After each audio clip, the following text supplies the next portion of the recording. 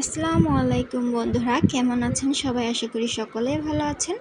Suma's cooking and লাইফস্টাইলে আপনাদেরকে স্বাগতম। রোজকের মতন আমি আপনাদের মাঝে হাজির হলাম সুন্দর একটি রেসিপি নিয়ে। আজ আমি করে দেখাবো আপনাদেরকে জিরা রাইস, তার সাথে আছে মাংস ভুনা। এজন্য প্রথমে আমি দিয়ে দিচ্ছি কড়াইতে পানি, লবণ, চাল। এটা হচ্ছে বাসমতি চাল দিয়ে রান্না করলে ভালো হয়, ভাতটা দেখতে ভালো লাগে। আপনি বাসমতি চালই ব্যবহার করবেন সবাই। 1 ঘন্টা আমি চালটা ভিজিয়ে রাখছিলাম। আমার ভাতটা রান্না করতে 3 মিনিট সময় লাগছে। এই তো আমার ভাতটা রেডি। এখন আমি ছেঁকে নিচ্ছি। রাইসটা করার জন্য প্রথমে দিয়ে দিলাম কড়াইতে তেল, জিরা, পেঁয়াজ কুচি, গাজর কুচি দিয়ে হালকা নাড়াচাড়া করে নিচ্ছি। বাসমতি রাইস ঢেলে দিলাম, দিয়ে হালকা নাড়াচাড়া করতে হবে যাতে ভাতটা না ভাঙে। 1 চা চামচ ঘি, সুন্দর ফ্লেভারের জন্য ঘিটা দিয়ে দিলাম, দিয়ে হালকা নাড়াচাড়া করে 5 মিনিট ঢাকা দিয়ে রাখবো আমি। ঢাকনাটা দিয়ে দিলাম।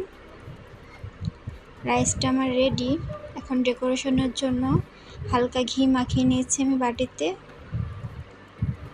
এরপর আমি দিয়ে দিচ্ছি গোশ ভুনার জন্য তেল, এরপরে দিয়ে দিচ্ছি আলু,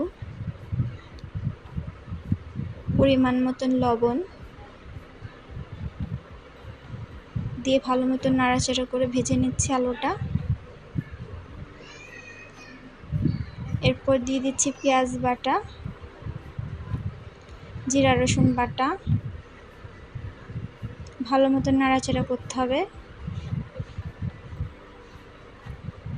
আদা বাটা, শুকনো ঝাল বাটা, ঝালটা যে যেরম খাবেন সে সেরম দেবেন। আজকে আমি একটু বেশি দিলাম। এবার দিয়ে দিলাম তেজপাতা, দিয়ে সুন্দর করে এটা নাড়াচাড়া করে নেব। ভুনা ভুনা নিলাম। এর মধ্যে দিচ্ছি হলুদ গুঁড়া, দিয়ে ভালো মতো নাড়াচাড়া করে মশলাটা নাড়িয়ে চাড়িয়ে নেব। আমি আগে থেকে মাংসটা সিদ্ধ করে রাখছি, এর জন্য ভালো করে মাংসর জন্য এই মশলাটা কষিয়ে নিচ্ছি। এরপরে সেদ্ধ করা মাংস, লবণ দিয়ে সেদ্ধ করে রাখছিলাম মাংস আমি। এরপর নাড়াচাড়া করতে আসতে ভালো করে।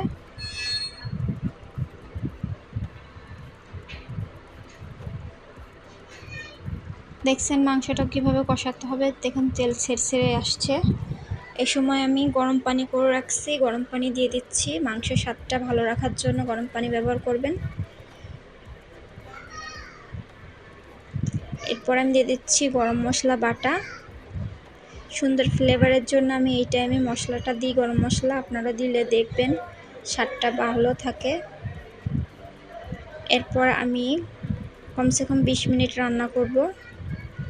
দেখুন ফুটতেছে। এরপরে আমার ঢাকনাটা খুলে নিলাম, হালকা নাড়াচাড়া করলাম। পানিটি শুকানোর পরে ঘন ঘন হয়ে গেছে। আমি এখন গ্যাসটা অফ করে দিচ্ছি। রেডি হয়ে গেছে। এবার যে যেমন পারেন সাজিয়ে নেবেন।